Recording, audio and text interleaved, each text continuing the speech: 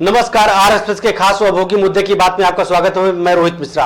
आज का मुद्दा प्रवासी मजदूरों को क्या मिला रोजगार, इसको लेकर आज हम चर्चा करें, क्योंकि लगातार जिस हिसाब से कोरोना वायरस के दौरान जो प्रवासी मजदूर थे उनको गृह जनपद पहुंचाने का सरकार ने जो बीड़ा उठाया था, और उसके बाद उन्होंने ये भी कहा था जो प्रवासी मजदूर आए उनको रोजगार दिया जाएगा, उनके गृह जनपद में रोजगार दिया जाएगा। आज हम इस पर चर्चा करेंगे और बात करेंगे आखिर उन प्रवासी मजदूरों को रोजगार मिल रहा है या नहीं मिल रहा है, इसको लेकर हम चर्चा करेंगे। हमारे पैनल पर अगर बात की जाए तो एक तरफ से विजय विद्रोही जी है जो समाज सेवी है, आम आदमी का पक्ष रखेंगे वो। वही अगर दूसरे पैनल पर बात करें रवि सिंह चौधरी जी है जो बीजेपी का पक्ष रखेंगे। पहले हम बात करते हैं रवि जी से, क्योंकि सरकार इनकी है, इनसे बात करते हैं प्रवासी मजदूरों को कितना रोजगार मिला। रवि जी, जिस हिसाब से सरकार ने दावा किया था कि जो प्रवासी मजदूर उनको गृह जनपद बुलाया गया था कोविड-19 को देखते हुए, तो क्या उनको रोजगार सरकार द्वारा उपलब्ध कराया गया है या नहीं अभी तक? जी उपलब्ध। रोहित जी, सबसे पहले तो आपको धन्यवाद, आपने हम पार्टी का पक्ष रखने के लिए हमको अपने चैनल पे आपने बुलाया। जहाँ तक बेरोजगार प्रवासी मजदूरों को रोजगार देने की बात है, रोजगार सबको दिया गया है। वहाँ जो गांवों में रहने वाले लोगों को सबको मनरेगा में काम दिया गया, बराबर काम दिया जा रहा, आज भी काम दिया जा रहा। उनको भोजन के लिए कंट्रोल की दुकानों का जो राशन दिया जा रहा है, एक बार का राशन महीने में पूरा फ्री है। सरकार की तरफ से पूरी योजनाएं हैं, उज्ज्वला योजना, सब फ्री गैस दी गई है।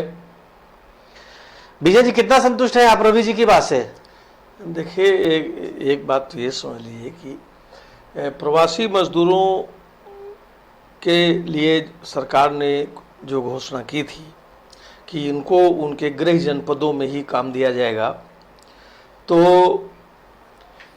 और इनको अभी कुछ राशन का और 1000 रुपये के मानदेय की घोषणा सरकार ने की थी। उत्तर प्रदेश में एक माइग्रेंट लेबर्स कमीशन बना था इनके रोजगार के लिए और इनके रिहेबिलिटेशन के लिए, इनके पुनर्स्थापन के लिए एक कमीशन भी गवर्नमेंट ने बनाया। जो है ये सब हुआ। अब जमीन पर क्या हुआ इसको थोड़ा समझने की जरूरत है। रायबरेली के अंदर अगर सरकारी आंकड़ा माने तो 28,000 लोग आए, और ऐसे अगर स्वयंसेवी संगठनों की ओर से किए गए सर्वे को अगर देखा जाए, जिसमें कम्युनिस्ट पार्टी माले ने एक सर्वे किया, उनका कहना है कि 1,65,000 लोग रायबरेली में आए। चलिए, तो सरकार के ही आंकड़े को मान लेते हैं कि 28,000 लोग आए। तो 28,000 लोगों में इन्होंने कहा कि उनको ये सुविधा नहीं मिलेगी जिनका राशन कार्ड में नाम पहले से यहां मौजूद है। तो उनका राशन भी कट गया और वो 1,000 रुपया भी कट गया।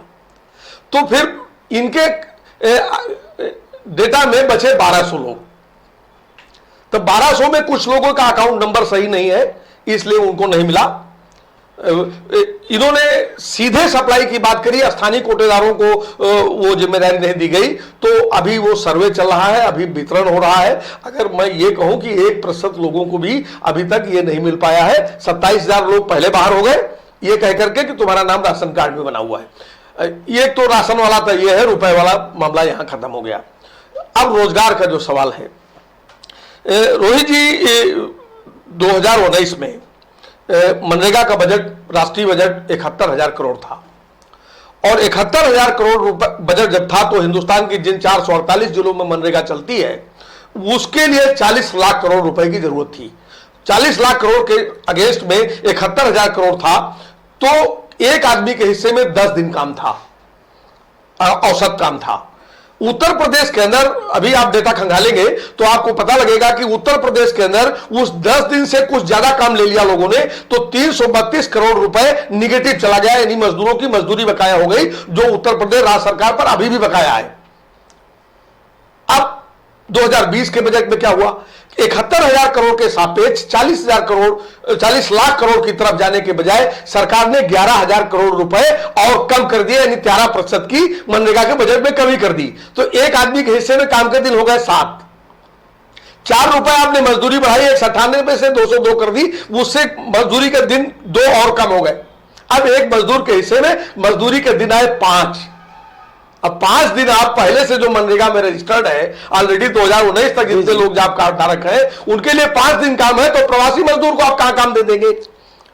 तो वो सब बातें हैं। वो आपका माइग्रेंट लेबर कमीशन भी ठप पड़ा हुआ है, गांव में उनके लिए रोजगार नहीं है। अब बाकी अलग बात है कि 15 जून को उत्तर प्रदेश का मुख्यमंत्री कह देता है कि भाई 1 करोड़ लोगों को हमने रोजगार दे दिया, तो अब कह देते हैं तो भाई सुन लीजिए, बस इतना है, उनको सुनना है और उनको कहना है, बाकी रोजगार कहीं किसी को नहीं मिला। रवि जी, बड़ा आरोप लगा है बीजेपी द्रोही की तरफ से, बड़ा आरोप लगा है, वो भी आंकड़ों के तहत आरोप लगाया गया, क्या कहेंगे आप? नहीं, आंकड़ों के साथ आरोप लगाया गया, आरोप तो कोई भी लगा सकता है।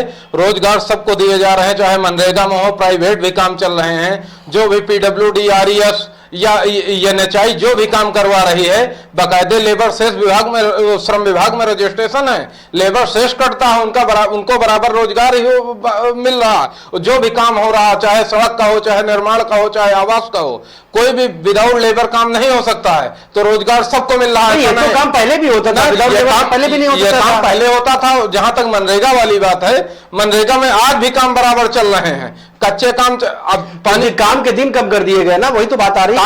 काम के दिन नहीं कम हुए, कच्चे काम आज भी गांवों में चल रहे हैं, ग्राम पंचायतें आज भी काम करवा रहे हैं, लेबर को बराबर काम दिया जा रहा है, चाहे मेड़बंदी हो, चाहे सड़क, कच्ची सड़कों का निर्माण हो, सारे काम चल रहे हैं, कोई भी काम नहीं रुका। और राशन कार्ड वाली बात है, राशन कार्ड से जिन लोगों का राशन कार्ड, जितने लोगों का नाम है, पर यूनिट महीने में एक बार पूरा फ्री राशन दिया जा रहा। जिनका राशन कार्ड है उनको पूरा राशन कार्ड पूरे राशन कार्ड से राशन मिल रहा, चाहे जहां के रहने वाले हों, चाहे वो यहां रहते रहे हो, चाहे बाहर रहते रहे हो, उनको पूरा हर कोटेदार राशन दे रहा, बिना उठा लगाए राशन नहीं मिल रहा। ये भी आरोप नहीं कि राशन नहीं मिल रहा। जो भी अभी रवि जी की तरफ से बताया, सब दाल भात खा रहे हैं, किसी को प्रवासी मजदूरों को कोई दिक्कत नहीं है, सरकार सारी मुहैया करा रही है। देखिए रोहित जी, एक बात ये समझ लीजिए, रवि जी तो कहेंगे ही, अब चूंकि सरकार है इनकी और ये उस पार्टी को डिफेंड कर रहे हैं, ये हमारे मित्र भी हैं, तो लेकिन सच्चाई क्या है आप इसको अगर आप देखें तो सरकार ने 25 तारीख को जब राष्ट्रीय तालाबंदी की घोषणा की, उसके बाद जब 29 तारीख को आनंद विहार टर्मिनल पर 20 लाख मजदूर इकट्ठा हुए, तो केंद्र सरकार ने सर्कुलर जारी किया और उस सर्कुलर में केंद्र सरकार ने कहा कि प्रवासी मजदूरों को कहीं नहीं जाने दिया जाएगा और इन मजदूरों का राज्य सरकारें रजिस्ट्रेशन करें और इनके खाने और काम की व्यवस्था राज्य सरकारें खुद करें। ये 29 तारीख का सेंट्रल गवर्नमेंट का सर्कुलर है। 1 तारीख को पूरे देश के जो ट्रेड यूनियन संगठन है उन्होंने जब इसके खिलाफ आवाज उठाई और आंदोलन किया, भूख हड़तालें की पूरे देश के अंदर, 1 करोड़ लोग इस भूख हड़ताल में गए और मजदूरों का, ये जो प्रवासी मजदूर जो माइग्रेट कर रहे थे अपने अपने शहरों से, इनका गुस्सा जब सरकारों ने देखा तो सरकारों ने कहा भाई इनको जाने देंगे, राज्य सरकार इनको ले जाए। फिर राज्य सरकारों ने कहा साहब हमारे पास पैसे नहीं है, तो फिर मजदूर संगठन भिड़े, तो इन्होंने कहा कि नहीं चलिए अच्छा हम 80% हम देंगे, 20% राज्य सरकारें दें। अब आप इस खेल को देखिए, तो 80% हम देंगे और 20% राज्य सरकारें दें। मजदूरों से कोई एक पैसा न राज्य सरकार ने दिया न केंद्र सरकार ने दिया, उनसे किराया वसूल लिया और जिस ट्रेन का 450 रुपए किराया था उस ट्रेन का 700 रुपए 750 रुपए वसूला इन लोगों ने। एक ये खबर हम लोगों ने भी प्रकाशित की थी। दूसरी एक बात मैं रोहित जी इसी प्रक्रिया में मैं आपको बताना चाहूंगा, हिंदुस्तान की रेल एक दिन में 24 घंटे के अंदर 2 करोड़ 80 लाख लोगों को एक जगह से दूसरी जगह उठाकर फेंक सकती है। इनकी ट्रेन 2 महीने चली, 40 लाख लोगों को लाई, बंबई से चली छपरा के लिए, राउरकेला पहुंच गई, 8 दिन में उसने यात्रा तय की। इनके रेल मंत्री ने एक बयान दिया कि प्रवासी मजदूरों को हमने 40 लाख लोगों को पहुंचाया, 40 लाख पैकेट बांटे और 35 लाख पानी की बोतलें दी। आप समझिए 3 दिन 4 दिन 5 दिन यात्रा कराई आपने और पानी की 1 बोतल और खाना जो आपने दिया वो ईश्वर ही जानता है कि आपने क्या किया प्रवासी मजदूरों के साथ। उसके बाद ये सब मुलम्मेबाजी हो रही, बातें हो रही, कहीं जमीन पर नहीं है और ऑथेंटिक सर्वे ये बता रहे हैं कि माइग्रेंट लेबर अभी भी जो प्रवासी मजदूर आए हैं वो अपने गांव में है, कुछ लौट कर जाने की हिम्मत बांध रहे हैं, कुछ गए हैं और फिर लौट आए हैं, इसलिए कि शहरों में अभी तक काम नहीं शुरू हुआ है। तो बहुत भयानक जिंदगी जी रहे हैं, बहुत दहशत की जिंदगी है, उनके सामने बहुत भयानक रोटी और रोजगार का संकट है, उनके परिवारों का संकट है। और पूरे देश के पैमाने पर अगर माना जाए तो सरकारी आंकड़े के हिसाब से 12 करोड़ लोग और अपुष्ट आंकड़े बताते हैं, दूसरे जो कुंट वगैरह के जो सर्वे है वो बताते हैं कि 22 करोड़ लोग माइग्रेट करके अपने अपने गांवों में लौटे। तो ये ग्रामीण आबादी पर एक भार बढ़ा है और सरकार इस ग्रामीण आबादी पर जो गरीबी और ये भार बढ़ा है इसको दूर करने के लिए कुछ नहीं कर रही है। वो सिर्फ कुछ डेटे आ रहे हैं, डेटा आ रहा है, आंकड़े आ रहे हैं और कुछ बयान आ रहे हैं कि साहब हमने 1 करोड़ लोगों को काम दे दिया, हमने 2 करोड़ लोगों को काम दे दिया। आपने काम का जो डेटा बदलने का खेल किया है कि कहां से डेटा निकालते थे। पहले डेटा निकाला जाता था कि आपने निर्माण क्षेत्र में कितना मजदूर काम पर आया, जी जी। आप डेटा निकालते थे कि कितना प्रोडक्शन सेक्टर में कितना मजदूर आपने काम पे लगाया। अभी डेटा आप मनरेगा में गिनती कर रहे हैं, अभी डेटा आप सड़क में गड्ढा खोदने वाले मजदूर पे गिनती कर रहे हैं। तो ये सब गिनती करने का तरीका बदल करके खाली आप अपनी पीठ थपथपा लीजिए, जमीन पर कहीं कुछ है नहीं। रवि जी, बहुत बड़े आरोप लग रहे हैं आपकी पार्टी पे, आपकी सरकार पे, क्योंकि जिस हिसाब से देखा जाए प्रवासी मजदूरों की अगर बात की है धरातल पे जो उनकी स्थिति क्या है, आपको लेबर मंडी में मजदूरी करते हुए मिल जाएंगे ना। उनका अभी तक कई ऐसे मजदूर हैं जो लेबर ऑफिस में उनका रजिस्ट्रेशन नहीं हो पाया है। आपने जैसे बताया रजिस्ट्रेशनों के आंकड़े आप निकलवा लीजिए, आंकड़ों में 10% शायद लेबरों ने जो है मजदूरों ने अपना रजिस्ट्रेशन कराया हो, 90% अभी उसी तरह के मजदूर हैं, या फिर वो लेबर मंडी में आ रहे हैं और दिहाड़ी मजदूरी कर रहे हैं। रोजगार की अगर बात की है, रोजगार के अभी तक कोई पैमाने नहीं खड़े किए गए। कोई ऐसी फैक्ट्री आप बता दीजिए जहां पे प्रवासी मजदूरों को रोजगार दिया गया हो। प्रवासी फैक्ट्रियां, जो भी फैक्ट्रियां चल रही हैं लेबर ही चला रहे हैं, ऐसी बात नहीं। तो पहले भी लेबर चला रहे थे ना, पहले चला रहे तो वही लेबर तो है। बीच में कारखाने जब बंद हुए लॉकडाउन में, उसके बाद बात प्रवासी मजदूरों की हो रही है जो बाहर मजदूर है वो अपने रायबरेली में है। तो रायबरेली में प्रवासी मजदूरों के लिए कौन सी फैक्ट्रियां काम कर रही है, किस फैक्ट्री में काम कर रहे हैं वो आप? प्रवासी मजदूर फैक्ट्रियों में काम कर रहे हैं। फैक्ट्री जैसे रायबरेली में बिरला कारखाना आज भी चल रहा है। बिरला के 2 कारखाने, बिरला सीमेंट के कारखाने क्या बंद थोड़े हैं, चल रहे हैं बराबर। चाहे जो कारखाने हो लेबर के बिना नहीं चल रहे हैं। और कोई जहां तक बेरोजगारी की बात है, प्रवासी मजदूर को रोजगार क्यों नहीं दिया जा रहा? अगर मान लीजिए गांव से 20 किलोमीटर दूर से गांव से लेबर नहीं आएगा तो यहाँ क्या शहर का व्यक्ति किस तरह बिल्डिंग अपनी बनवाएगा, किस तरह निर्माण होगा? तो लेबर तो आएंगे ही गांवों से। यही मजदूर प्रवासी मजदूर रहे, चाहे यहाँ से दिल्ली जाते थे, महाराष्ट्र जाते थे, वही मजदूर अगर गांव से रायबरेली आ रहे हैं तो इसमें क्या है? उनको रोजगार नहीं, क्या अगर नहीं आएगा तो यहाँ ये रोजगार सरकार मुहैया करा रही है। नहीं, सरकार के तो स्वरोजगार इसको बोले कि नहीं, जो सरकार कहाँ कर रही है? जो समस्या है उसके लिए सरकार जिम्मेदार। अगर कोई अपना निर्माण बना रहा तो सरकार की व्यवस्था नहीं है वहां। लेबर अगर मार्केट में लेबर नहीं आएगा, आदमी अपना व्यक्तिगत कोई निर्माण नहीं करवा पाएगा तो उसका जिम्मेदार फिर कौन होगा?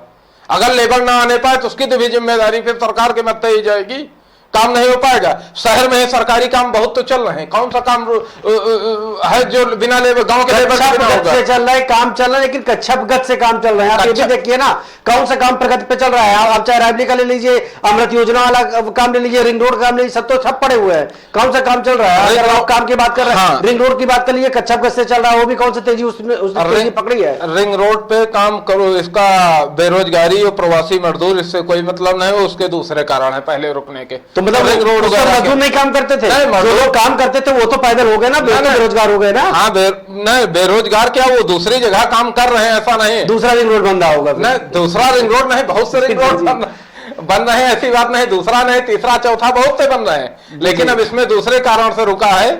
वो इसका तो लॉकडाउन और प्रवासी मजदूर से कोई मतलब नहीं। भैया जी कितना संतुष्ट है गोलमाल जवाब से? कि मैं ये बताऊं कि सच्चाई ये है कि निर्माण पूरे देश के अंदर कंस्ट्रक्शन सेक्टर जो है ये बहुत बड़े पैमाने पे लोगों को रोजगार देता है। तो ये रायबरेली के बस्तेपुर में कोई घर बना रहा है, ये कंस्ट्रक्शन सेक्टर का पार्ट होता नहीं है। कंस्ट्रक्शन सेक्टर है, बड़े बड़े जो हमारे ब्रिजेस बन रहे हैं, बांध बन रहे हैं, बड़े बड़े जो प्रोजेक्ट हैं शहर के अंदर, जो बहुत मल्टी स्टोरी बिल्डिंग्स बन रही हैं, ये जो पूरा हाउसिंग का एक बड़ा नोएडा से लेके मुंबई तक का जो ये जो सेक्टर है, ये प्रोडक्शन, ये कंस्ट्रक्शन सेक्टर है, ये पूरा ठप पड़ा हुआ है, ये पूरा बंद पड़ा हुआ है। तो इसमें जो मजदूर काम करते हैं वो रोजगार है, वो अभी मैं आपके सामने रख रहा हूं। अभी आप एक बात ये समझ लीजिए कि मुंबई से जितना मजदूर माइग्रेट करके अपने गांव में लौटा, वो रायबरेली का है या दूसरे प्रदेश का है, वो बात दूसरी है। अभी मुंबई कोई लौट के नहीं गया है। लुधियाना पंजाब से जो लोग वापस आए वो नहीं गए। ईंट भट्ठा में काम करने वाले लोग यहां से नेपाल जाते थे। ये बगल में गुरबकसगंज सताओं वाली जो पूरी पॉकेट है, इससे कम से कम 20,000 से 30,000 मजदूर नेपाल भट्ठे में काम करने जाता था। वो अभी यही है, वो नेपाल नहीं गए, वो अभी लौटे हैं और लौट करके आए हैं, तो दोबारा जाने की उनकी हिम्मत नहीं पड़ी। तो कुल मिला के अगर ये देखें आप कि जो माइग्रेंट वर्कर्स आए हैं, लौट के प्रवासी मजदूर आए, ये यही है।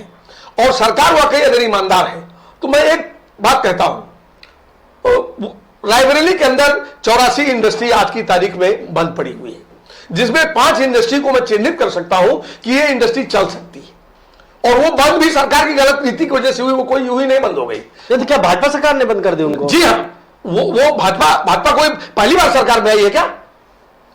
आप 90 के बाद के दिनों में आप अपना पूरा टर्म जोड़ लीजिए, तो वो ऐसा नहीं है कि भाजपा ने नहीं बंद किया, वो मुलायम सिंह ने बंद किया, मुलायम नहीं मायावती ने बंद किया, मायावती ने, तो वो मैं कह रहा हूं 90 के बाद से इधर के दिनों में अगर आप देखें तो रायबरेली के अंदर धीरे धीरे करके एक एक करके सारी इंडस्ट्रीज को लत कर रही हैं। जी जी जी। तो उनमें 5 उद्योग ऐसा है रोहित जी जो अभी भी आप चला सकते हैं। आज की तारीख में ही सरकार अगर अब इच्छा शक्ति रखती हो तो अभी भी चला सकती है, और इसके अंदर 7,000 लोगों को काम मिल सकता है। मैं गिना सकता हूं कौन कौन सी इंडस्ट्री यहां सर्वाइव कर सकती है। एक तो यूपी स्टेट, उत्तर प्रदेश राज्य की कंपनी है UP state insulator company limited, चल सकती है, 2,000 मजदूर। UP state spinning company limited चल सकती है, 3200 मजदूर।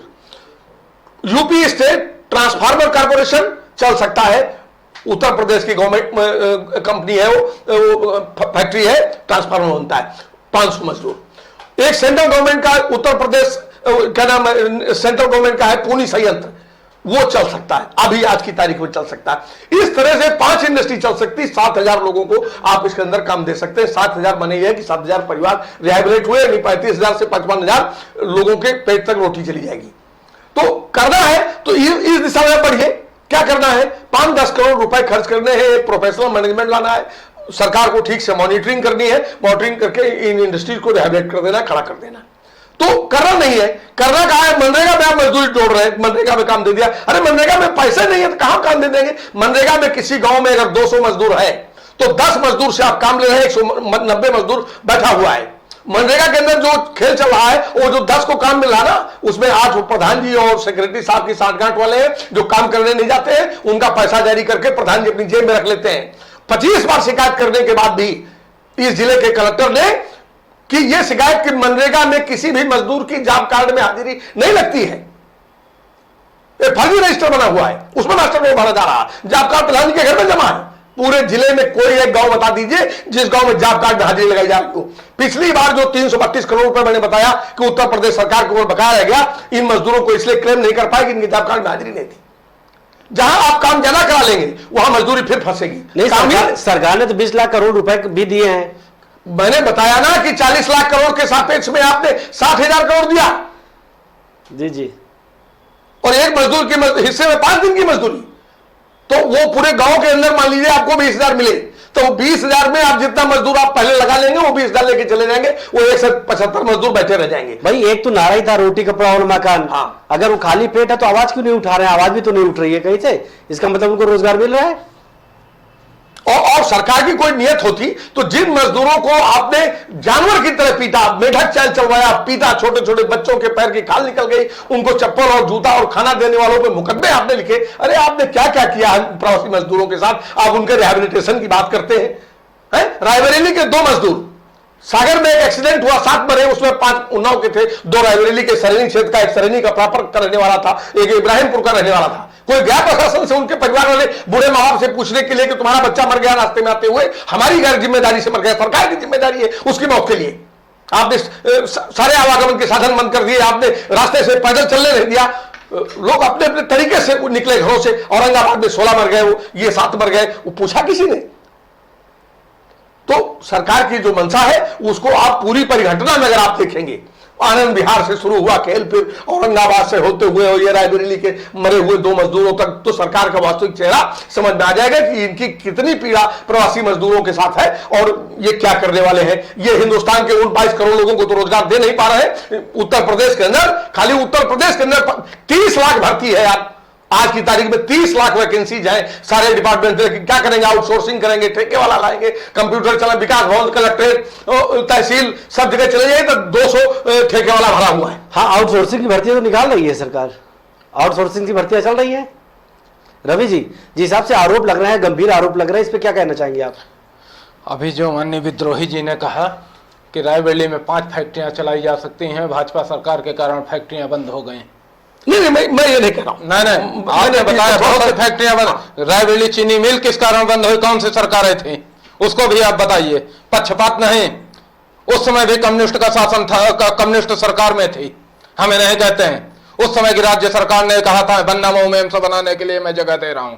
चीनी मिल खत्म करवा के किसानों का कब्रिस्तान बना दिया गया, वहां एम्स क्यों नहीं बना दिया गया? हमारे भारतीय जनता पार्टी के लीडर कलराज मिश्रा ने कहा था पूर्वांचल में एम्स बनाया जाए, रायबरेली में भी नहीं बनना चाहिए।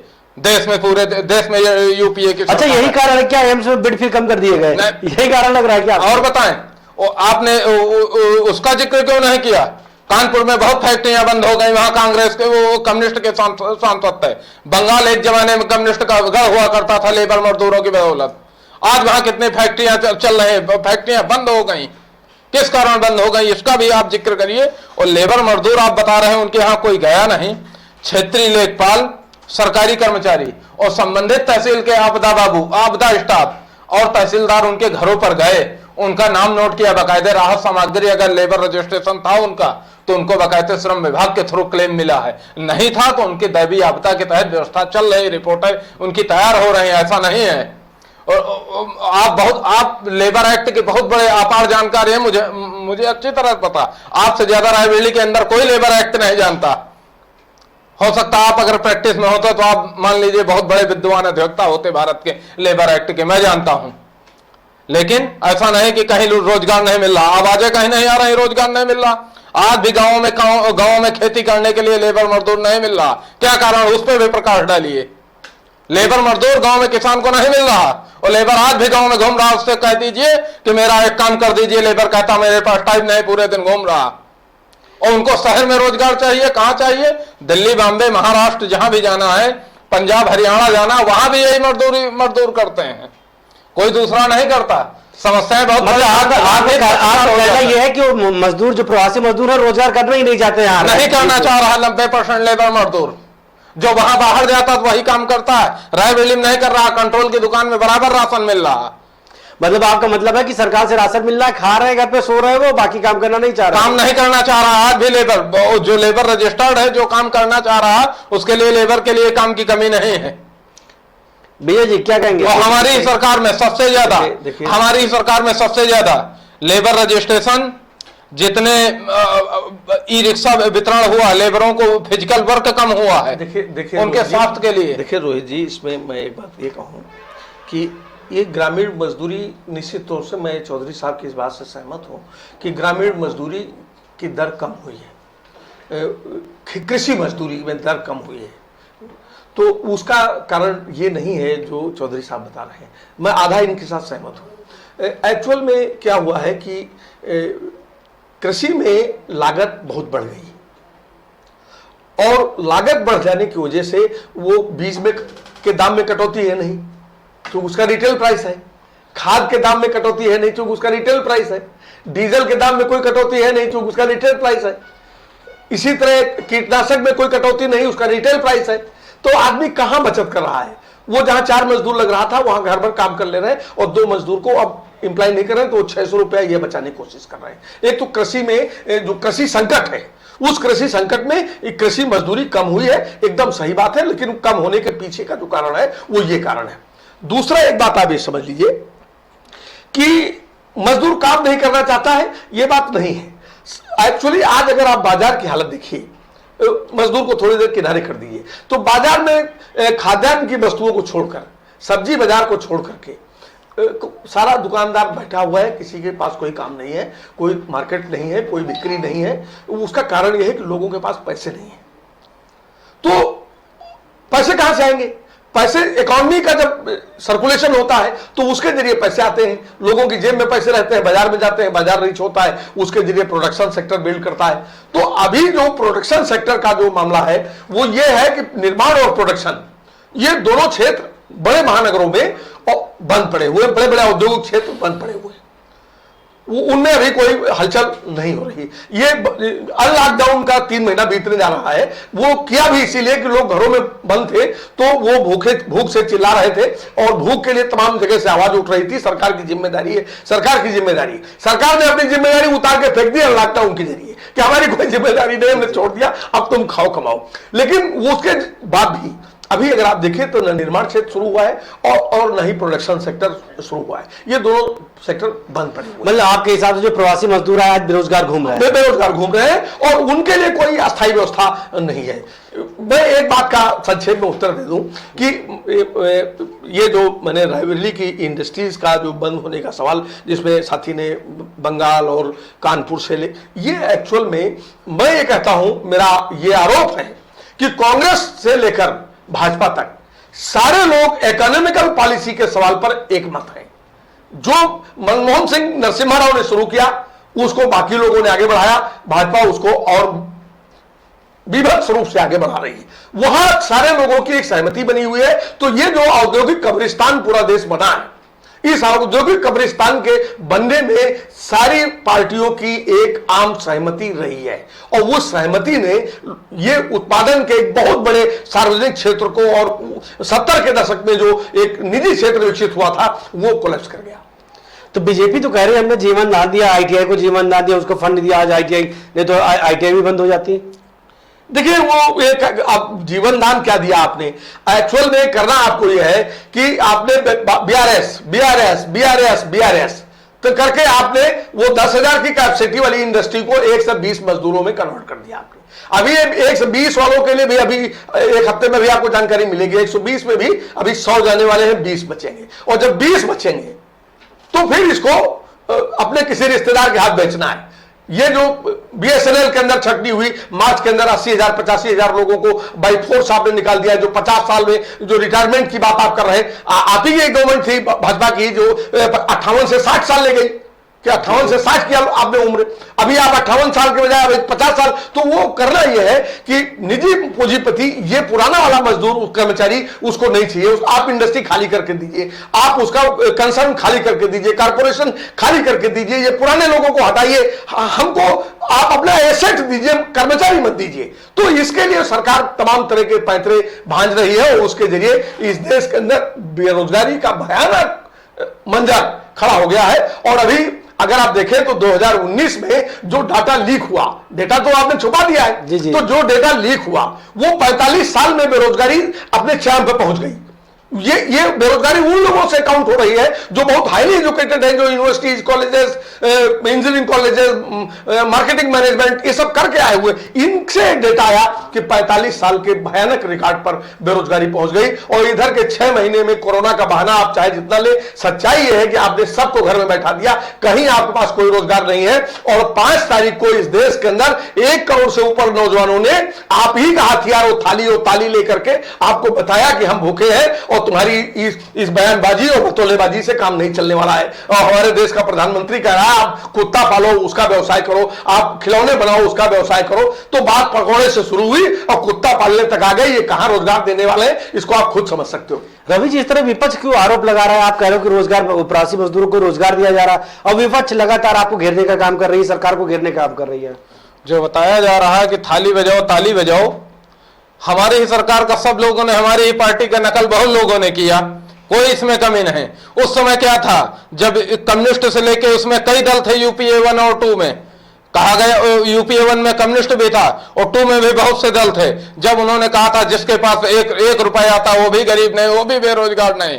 अगर व्यवसाय के तौर पर उन्होंने कुत्ते का व्यवसाय अगर कहा है, अगर कहा हमने तो नहीं सुनो, अगर कहा है सरकार ने पकौड़े तलना, अगर पकौड़े तलने वाला अगर है तो क्या वो रोजगार नहीं है? होटल जो चला रहा छोटा रेडी वाला उसको 10,000 रुपए देने के लिए कहा है तो उसको कुछ व्यवसाय का भी रास्ता बताए हैं। 10,000 रुपए बैंकों से लोन देने के लिए कहा तो उसको व्यवसाय नहीं बताया जाएगा? क्या आप कर सकते? इसमें क्या गुनाह है? अगर थाली और ताली जो बजा रहे हैं, थाली और ताली, आप किसी भी पार्क में लॉकडाउन खत्म होने दीजिए पूर्णतः, बहुत से पार्क में बेरोजगार लोग मिल जाएंगे। किस स्थिति में मिलेंगे? पार्कों में देख लेना कौन रोजगार, बेरोजगार किसके पास कौन रोजगार है। चलिए, आप दोनों का बहुत बहुत शुक्रिया। जो हमारा मुद्दा था प्रवासी मजदूरों को क्या मिला रोजगार, इस पर निष्कर्ष के हिसाब से जो है जो समाज सेवी उनका साफ साफ कहना है कि वहां को लोग साथ बात कर रहे थे कि आज जो प्रवासी मजदूर हमको रोजगार नहीं दिया गया। वहीं अगर बीजेपी नेता की बात की, बीजेपी की तरफ से अपना पक्ष रखा गया कि सभी जो भी प्रवासी मजदूर है सब दाल भात खा रहे हैं, उनको पूर्णतः रोजगार दिया गया है। अब ये जनता खुद तय करेगी, प्रवासी मजदूर खुद तय करेंगे उनको रोजगार मिला या फिर वो आज भी बेरोजगार है। धन्यवाद।